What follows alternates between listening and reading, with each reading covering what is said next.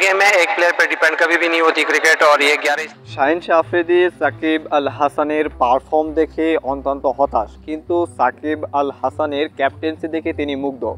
তাই তিনি ধারাভাষ্যকর প্যানেল থেকে যেসব উঠে আসছিল আওয়াজ, সাকিব আল হাসান পারছে না, কিন্তু শাহিন শাহ আফ্রিদি যখন ট্রফি নিতে আসে অথবা এখানে কথা বলতে আসে, তখন তিনি সাকিব আল হাসানকে নিয়ে বলেন যে একজনের পক্ষে সব কিছু করা, মেনটেন করা সম্ভব নয়, কিন্তু সাকিব আল হাসান হচ্ছে অন্যতম একজন অভিজ্ঞ প্লেয়ার, যা আমাদের টিমের জন্য অত্যন্ত প্রয়োজন।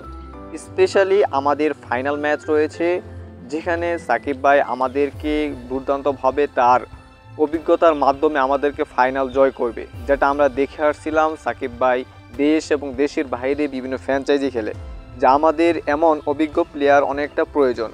কারণ হচ্ছে আমাদের টিমের মধ্যে অভিজ্ঞ বলতে সাকিব আল হাসান ভাই ছাড়া অন্য কোনো প্লেয়ারকে দেখছি না।